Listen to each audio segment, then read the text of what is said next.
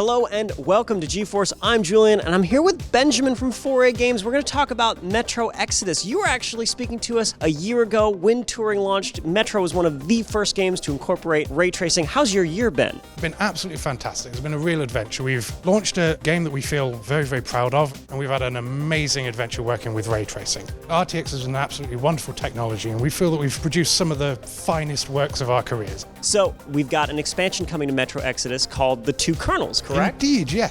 We're here giving a hands-on of the first of our two DLCs. So just for context's sake, what's the story behind the Two Kernels? The story follows one kernel called Colonel Klebnikov in the last days of life in the stations of Novosibirsk, which is familiar to players of Metro as the Dead City. Before we see it as the tomb that it becomes in Metro Exodus, those last days when there were people still living there. And it's told later as Colonel Miller follows the story of this other colonel through the events of Christmas Eve. Oh, excellent. So we've got one kernel retracing the steps of another through this area that we know so well.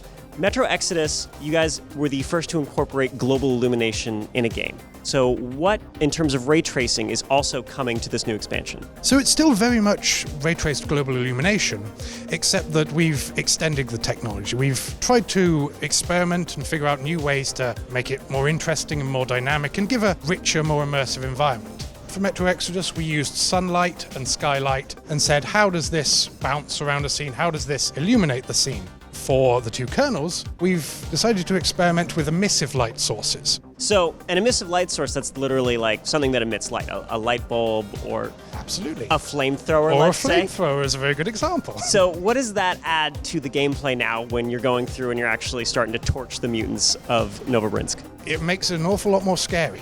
You get a real sense of the dancing shadows and the flickering of light that you would expect from fire that traditional analytical lighting techniques struggle in some ways to produce, but with the ability to actually ray trace against that volume of fire and to produce soft shadows flickering off into the distance, it makes it very, very immersive, provides a very atmospheric and a very intense gameplay experience. As a game developer on the technical side, you've still got to develop for systems that aren't capable of handling this real-time ray tracing. What's that like compared to, the newer experience of implementing ray tracing for you as a developer? One of the things that we've sort of learnt about ray tracing is that it has an overview of the system. So the algorithm can take anything as an input, and we use a lot of those traditional techniques as inputs. So when we were doing Global Illumination for the initial release of Exodus, we were still using a regular deferred pipeline, we were still using our traditional lighting models. It's just that we weren't directly lighting a pixel on the screen, we were retrieving information from elsewhere in the world. So ray tracing can surpass a lot of techniques in a lot of ways, but it can also be very, very complementary and be used as a means of marshalling those techniques to get the best out of them. Thank you guys for tuning in here on GeForce. We hope you enjoyed learning a little bit more about how Metro Exodus is implementing ray tracing. Don't forget to stay tuned for all our coverage of ray tracing in games here at Gamescom 2019, and I'll see you next time on GeForce.